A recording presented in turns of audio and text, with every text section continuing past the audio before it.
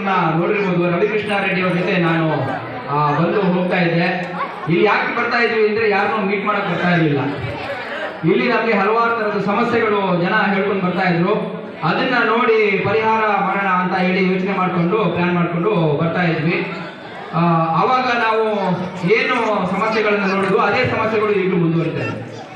ಅದು ನಾನು ಯಾಕೆ ಹೇಳ್ತಾ ಇದ್ದೀನಿ ಅಂದ್ರೆ ಹಬ್ಬ ಅಂದ್ರೆ ಎಲ್ಲರೂ ಸಡಗರ ಪಡುವಂತಹ ದಿನ, ಎಲ್ಲರೂ ಖುಷಿ ಪಡುವಂತಹ ದಿನ ಇದು. ಅದರಲ್ಲೂ ಮುಖ್ಯವಾಗಿ ಸಂಕ್ರಾಂತಿ ಅಂದ್ರೆ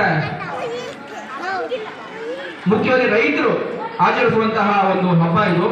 ನಾವೆಲ್ಲ ಹಿಂದಿನ ಕಾಲದಲ್ಲಿ ರೈತರೇ ಆಗಿದ್ವಿ, ಅದಕ್ಕೆ ಈ ಹಬ್ಬ ನಾವೆಲ್ಲ ಆಚರಿಸ್ಕೊಂಡು ಬರ್ತಾ ಇದ್ವಿ. ಈ ಬೀಜ ಬಿತ್ತಿ ಕಟಾವು ಮಾಡಿ ಅದ್ರ ಫಲ ತಗೊಳ್ಳುವಂತಹ ಒಂದು ಸಮಯ ಇದು. ನಮ್ಮ ಅಧ್ಯಕ್ಷರು ಇದನ್ನೆಲ್ಲ ಹೇಳ್ತಾ ಇರ್ತಾರೆ ನಮಗೆ. ಈ ಸಮಯದಲ್ಲಿ ನಮಗೆ ಏನಾಗುತ್ತೆ, ದುಡ್ಡು ಬರುತ್ತೆ, ಒಂದು ಸಮೃದ್ಧಿ ಅಂದ್ರೆ ನಾವೆಲ್ಲ ಅದನ್ನ ಹಂಚಿಕೊಂಡು ಖುಷಿ ಪಡುವಂತಹ ಒಂದು ಸಮಯ. ಆದ್ರೆ ಈ ಹಬ್ಬನ ನಾವು ಇನ್ನೂ ಖುಷಿ ಪಡುವಂತೆ ಆಗ್ಬೇಕು. ಈ ಖುಷಿ ನಮ್ಗೆ ಸಾಕಾಗಲ್ಲ, ಇನ್ನೂ ಹೆಚ್ಚು ಖುಷಿ ಪಡುವಂತೆ ಆಗ್ಬೇಕು. ಯಾಕೆಂದ್ರೆ ಈಗ ನಾನು ನೋಡ್ತಾ ಇದ್ದೀನಿ ಎಲ್ಲರ ಮುಖದಲ್ಲಿ ಒಂದು ನಗು ಇದೆ, ಖುಷಿ ಇದೆ, ಎಲ್ಲ ಓಡಾಡ್ತಾ ಇದ್ದೀರಾ, ಖುಷಿಯಿಂದ ಮಾತಾಡ್ತಾ ಇದ್ದೀರಾ. ಆದ್ರೆ ಒಳಗಡೆ ಕಷ್ಟ ಇದೆ. ಆ ಕಷ್ಟನೂ ಇರಬಾರ್ದು, ಆ ಕಷ್ಟನೂ ಹೋಗ್ಬೇಕು ಅನ್ನೋದು ಮುಖ್ಯ ಆಗುತ್ತೆ. ನಾನು ಈ EWS ಕ್ವಾರ್ಟರ್ಸ್ ಅಂತ ಏನ್ ಹೇಳ್ತೀವಿ, ಇಲ್ಲಿ ಹಲವಾರು ತರದ ಸಮಸ್ಯೆ. ಇಲ್ಲಿ ನಾವು ಬರ್ತಾ ಇರುವಾಗಲೇ ನಾವು ನೋಡಿದ್ವಿ, ತುಂಬಾ ಚರಂಡಿ ಲೀಕ್ ಆಗಿ ಸಮಸ್ಯೆಗಳು. ಇದು ಕೇವಲ ಇಲ್ಲಿ ಒಳಗಡೆ ಅಲ್ಲ, ನಿಮ್ಮ ಮನೆ ಒಳಗಡೆ ಎಷ್ಟೋ ಸಮಸ್ಯೆಗಳು ಇರ್ಬೋದು ಪಾಪ. ಯಾಕಂದ್ರೆ ಇಲ್ಲಿ ಸರಿ ಇಲ್ಲ ಅಂದ್ರೆ ಒಳಗಡೆ ವಾಸನೆ ಬರ್ತಾ ಇರುತ್ತೆ ಮನೆಯಲ್ಲಿ.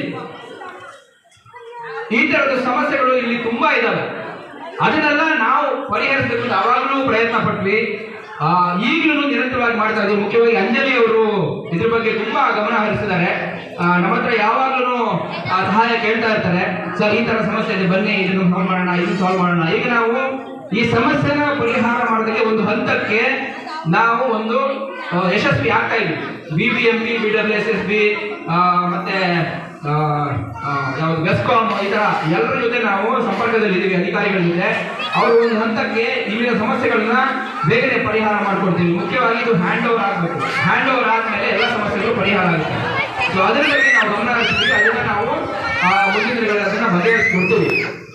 ಅಂಜಲಿ ಅವರು ನಿಮ್ಮ ಜೊತೆ ನಿರಂತರವಾಗಿ ಪ್ರತಿಯೊಂದು ಸಮಸ್ಯೆಗಳಿಗೂ ಧ್ವನಿ ಆಗ್ತಾ ನಿಮ್ಮ ಅದಕ್ಕೆ ಪರಿಹಾರ ಕೊಡ್ತಾ, ಶುಭ ದಿನಗಳಲ್ಲಿ ಬಡವರಿಗೆ ಬೇರೆ ಬೇರೆ ತರದ್ದು ಸೀರೆ ಆಗಲಿ ಇನ್ನೂ ಈ ತರ ವಸ್ತುಗಳನ್ನು ಹಂಚ್ತಾ ನಿಮ್ಮ ಜೊತೆ ನಿರಂತರವಾಗಿ ಬೆರೆತಿದ್ದಾರೆ.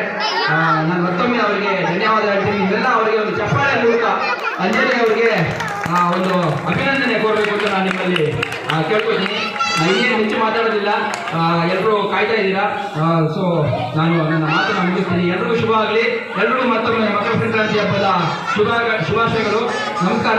ಜೈ ಹಿಂದ್, ಜೈ ಕರ್ನಾಟಕ, ಜೈ KR.